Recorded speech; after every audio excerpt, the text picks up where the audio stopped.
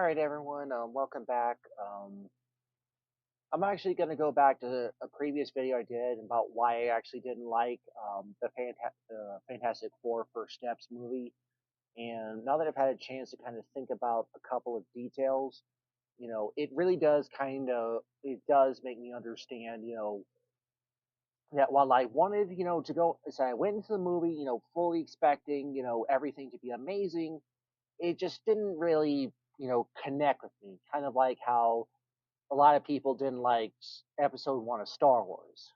It was just not the version I was actually expecting, and some things behind the scenes kind of were responsible, were a little bit were responsible. So mostly, I would say there are definitely some pretty serious character flaws um, that really put me off, and I'm like, okay, well, I said, who thought that was a good idea? Who thought this was a good idea?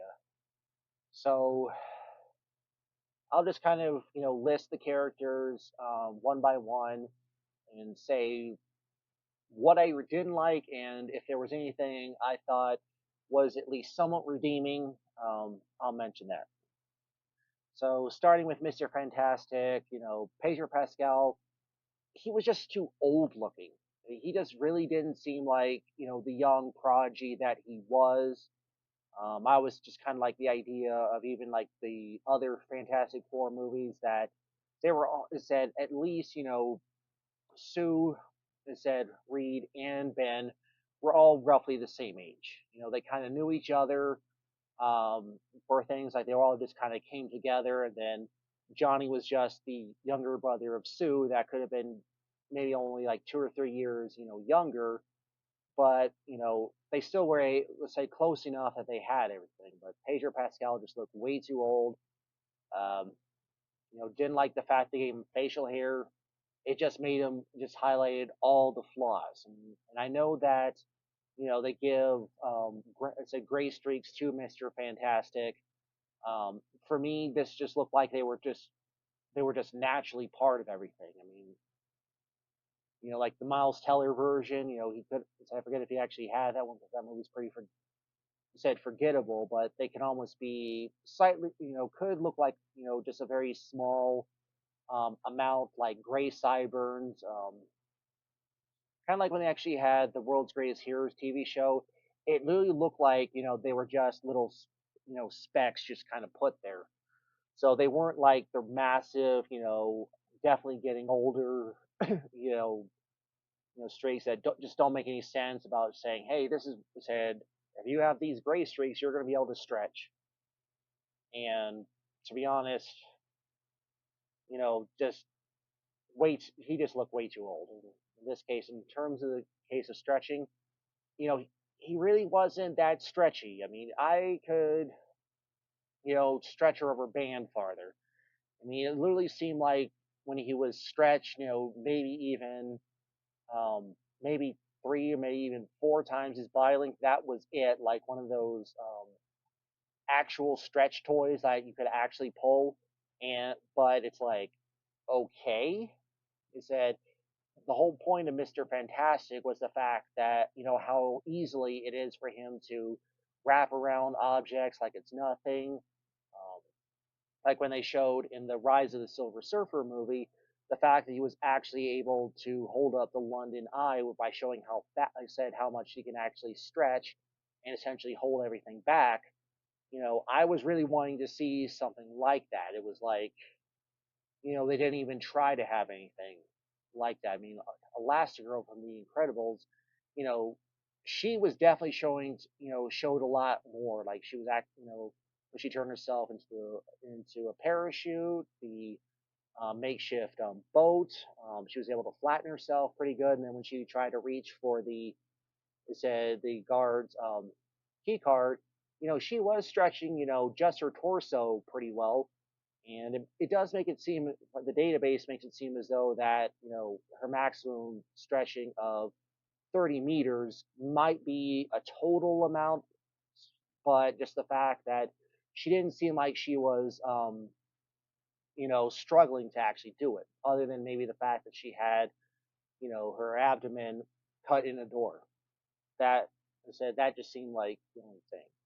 So he really was not that fantastic. I mean, yes, he was intelligent, but the fact that they showed him actually, teaching little kids, that was a totally, waste of his time. You honestly would think that, the government would have put him, to work, creating so many fantastic, um, things. But yet the fact that he was shown teaching kids, it was like, really? They couldn't have maybe, like shown it to be like a group of advanced kids.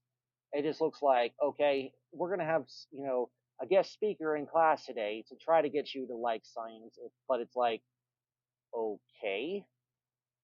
I mean, these are publicly known superheroes, so I really can't say too much actually about the redeeming. Said not too many redeeming qualities about him. I mean, he does seem to be at least friendly towards everyone. Like he isn't the absolute, textbook smart person, but dumb as a brick when it comes to actual people. Not like and definitely not like a Sheldon Cooper kind of thing. More kind of like the Owen Grufford version. It's like, you tell them a basic joke, it goes over their head. Like literally all their brain power is meant to go elsewhere, but common stuff, it's like, okay. So that's all I really have to say. Moving on to Vanessa Kirby's Invisible Woman, I I don't really think she's all that pretty, and she just seemed to be very cold. It's like it's like she was just moving through the scenes and was like, okay, yeah, we're gonna. Said I'm just gonna make the movie. There really wasn't as much to really show. She didn't really show as much, of a lovey-dovey relationship, with Pedro Pascal. It's like try to make us believe that they have been married for who knows how it said so long because they make it seem as though in the actual, you know, like flashback of the mission, um, it's like it's made mention they were already married, and then they were trying to have a kid for like 2 years, and so you kind of want to see them being a lot more, maybe not totally flirty, but definitely pet names, like definite moments, like laughing at each other's jokes. I just really didn't get that. It just seems like there was something missing. It's kind of like the idea of eating something like, food without enough spice. Like there could be enough, but someone says, well, due to dietary restrictions, this is all we can give you. And, while she was definitely overpowered, I thought she was even dumber than um, Mr. Incredible just for the fact when they went into space, she looked and said she was practically ready to pop. Okay. And I don't care what kind of said stabilizing technology it has on that thing. I would honestly would have half expected them to break free of Earth's atmosphere. Her water breaks, and it's like, well, that's going to end everything way too quickly.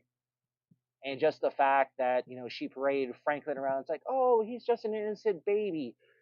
Forget about the billions of other people on the planet. It said you can't blame him for the fact that I was stupid enough to bring him to an insanely powerful it said space monster. It's like, why would you even try that?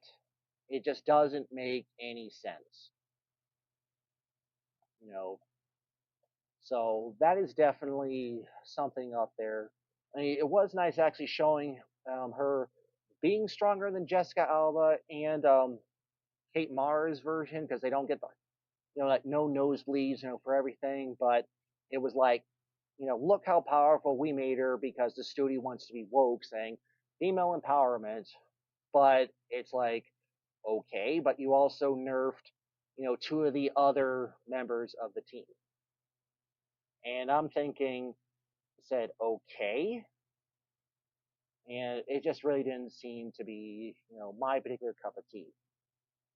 Okay, so moving on to Evan Moss Barak said a thing.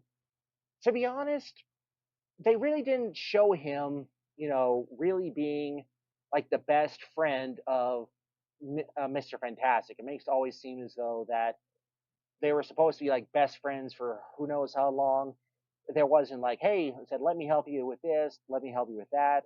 It just seems like they were constantly shifted towards, you know, his relationship with Johnny. I mean, yes, you could say it's part of the shared uncle duty, but it was like, okay, where exactly is, where exactly is, the other relationships with everything else? It was like it just wasn't there. And I found it kind of strange that when they showed him actually pulling that massive boat, that definitely did show that he was strong, but he didn't try to do anything against Galactus like hit him in the knee. It said him in the knees, which actually is very painful. But it said if you actually hit someone in the back of the knee, you will actually buckle. So it's like the guy's finding some way to trip him, and it was like, where's all this thing? He said if you're gonna make him seem like there was a really, he was meant to possibly one day fight the Hulk. It's like, well, what is his best, amount of strength? I mean, the Michael Chiklis version did lift the London Eye, and he didn't really sound like he was um, in the same level of discomfort when he actually pulled the fire engine said off the edge of the bridge.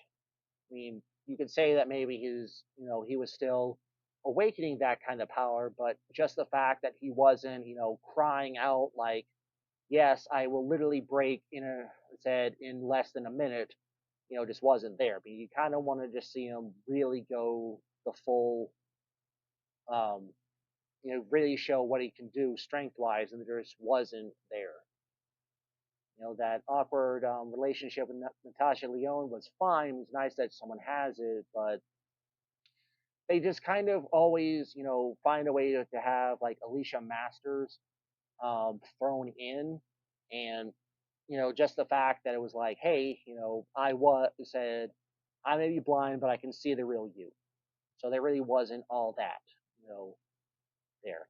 So I mean, I definitely would say it was kind of interesting to actually see him being, you know, not portrayed as this totally massive, creature, but still big enough that the fact he has some power.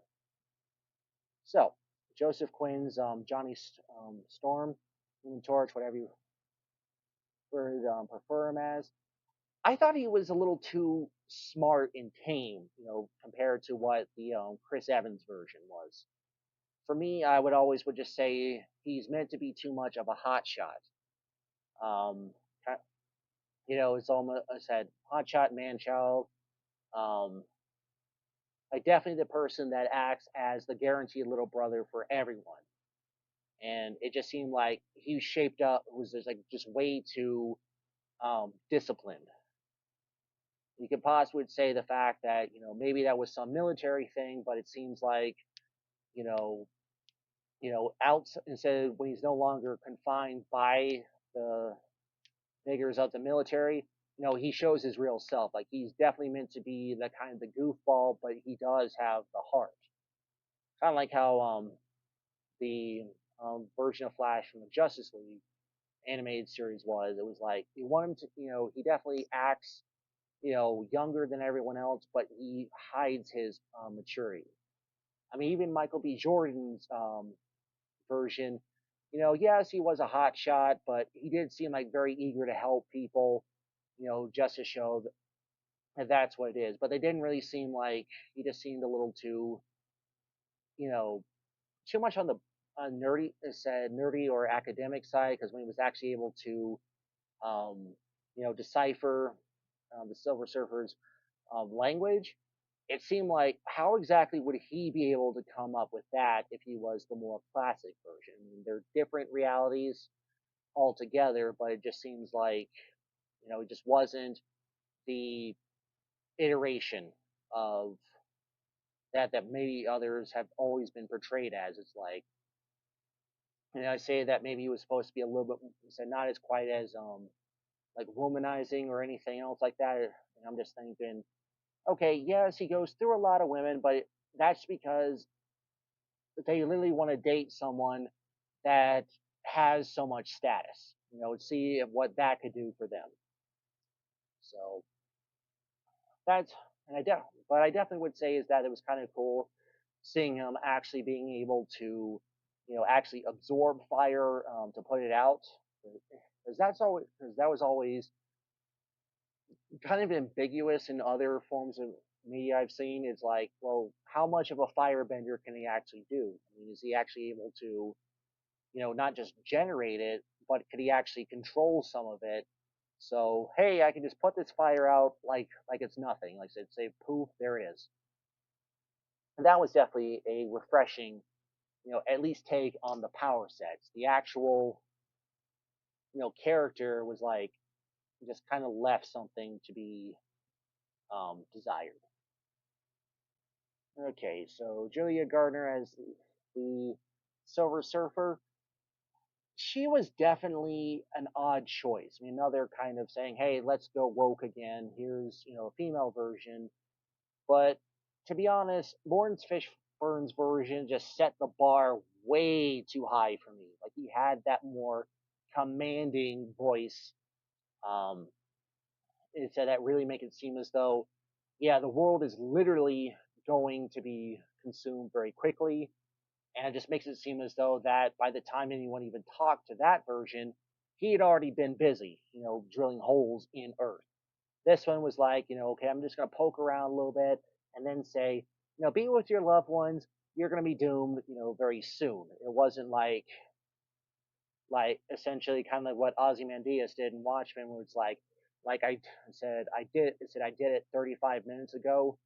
It's like everything was just set up, and to be honest, her voice sounded a little too much like AI.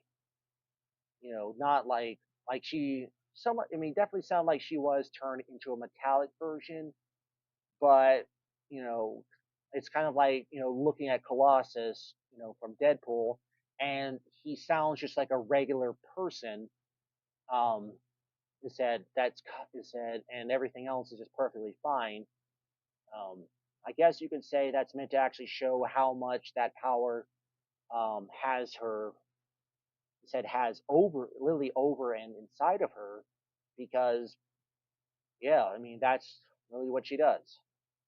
So it has, I mean, she has her moments, but it was like she really didn't do as much, you know, and just the fact that essentially, but I did kind of think it was, perfect that she destroyed, the plan to transport everyone across the universe, because, you put all that stuff together, it might as well be the equivalent of, being in Dragon Ball and you raise your power level way too much, and you're not so super far away that it's virtually impossible for someone to detect you. Kind of like when they said, like when Goku went Super Saiyan 3, he was actually able to be detected on the Supreme Kai's planet, but yet he mentioned nothing about the showdown against Cell. It was like you literally were giving her a beacon to say, hey, so we're going to do this. What are you going to do about that? So what are you going to do about it? And she just blows everything up. It's like, was, impressive that she was able to thwart the plans, but she needed more to do, I would say. Like maybe some kind of conversation with Galactus, about whatever's going to happen, said what he intends to do, or almost like showing that she maybe is reminded of so many other planets. She has that emotional thing, like showing the fact that she was like that basic human form that she was, and rather than being the alien that Norn Rad's supposed to be, almost as though she would see too much of herself in the citizens of Earth. So, yeah. Now, while in this case, when it basically comes down to Ralph Innocent as Galactus, I would probably say that they needed him to be so much longer. I mean, I did think he did look very menacing. The fact that he didn't have like skin, but he was made out of like metal, almost as though like yes, said you are what you eat, and I've eaten so many planets, and I find the core to be absolutely special. But I think he needed, a few moments, like when he actually lands on Earth, he kind of takes stock of whatever he wants to do, rather than, I mean, he knows he's going to get Franklin, but it's like maybe it said maybe there's almost like a way for him to say that said, oh, now this is going to be truly delicious, like some other planet that sounds, impressive, almost as though that maybe there said other planets he's been to can sustain him, but he's not entirely enjoying the meal as much. I like the difference between beef Wellington and venison Wellington, because I said beef Wellington actually, does have, a nice bit of kind of like a mushroom pate around it that really makes it.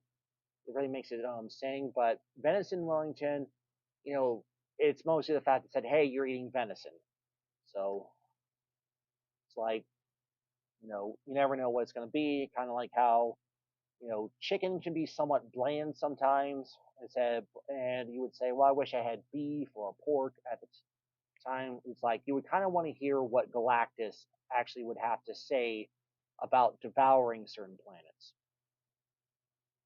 So, and I definitely would say that, he definitely wants to actually, I said, almost toy with the Fantastic Four, almost like he's assessing whatever he said they can do, and then maybe just, do one of those impressive, shock waves that's like, you really thought you could beat me? Like, thanks for scratching all my itches, but now it's time for me to consume, said, to find Franklin. So, and while this character wasn't entirely in the movie, I think they wasted Doctor Doom. This is because, you would think that as everything starts becoming a calamity, and when they were gathering all the materials, you honestly would think, he would show up and be, trying to one up Mr. Fantastic. Because, that's pretty much, I at least would say that, I forget what the other, but definitely the Julian McMahon version.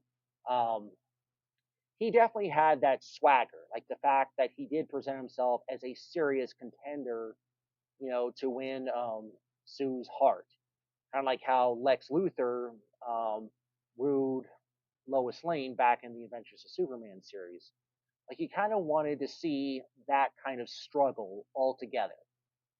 But just the fact that they showed that he wasn't there at the United Nations thing, and he didn't even try to help. Like you honestly would expect him to show up out of nowhere, do some damage, with that final push to make him in there. But then it's like almost like he's wants to get there to actually study Franklin up close. But it's like it said, and it's like, okay, yes, I'm here, and it's like, I can see why he said Galactus wanted him. He said, but he just really wasn't there other than that brief cameo. It's like, where exactly said what exactly is he going to do? Like if he's all about power, um, one upping people, and yet he just wasn't there. So hopefully Robert Downey Jr. will do a better job with him, but I just really don't know, know, what bigger plans they're going to have besides Avengers Doomsday. Like, to be honest, this movie seems like it was in the middle of something. Kind of like how when they said that the Temple of Doom is actually a prequel to Raiders of the Lost Ark. This one definitely seems way too rushed. Very similar to the actual mission that led to the Fantastic Four gaining their powers. I mean, when they did have that montage, it's like, oh yeah, look, we fought all these amazing villains. Like, well, what is that for those not informed? What were they like? It just, when they basically said first steps, it sounds like it said first steps for who? First steps to ruining the MCU, or talking about like the baby maybe growing up over time. It just seemed like I wanted to actually see more of the backstory in some capacity. I mean, I know they didn't do that with the Amazing Spider-Man just because he wasn't, you pretty much know what it was, but then again, they haven't introduced all of his villains yet. So it's like if you're going to talk about, so much of the origins, you need to show them adapting to everything, how they got used to their powers, maybe whatever happened with, um, said if they try to reverse their powers or not. And I didn't actually need Doctor Doom for that one. Um, Probably because he wouldn't have been as foolish to actually go up there, all Leroy Jenkins, because many of the classic versions would show the fact that they're about ready to pull everything. So it's like, okay, let's get in the rocket ship, let's blast off. Instead, like that scene from A New Hope where they blast out of Mos Eisley, and instead of encountering those two star destroyers, um, that's where the cosmic rays hit them. I mean, I actually wanted to see what that cosmic said power kind of looked like.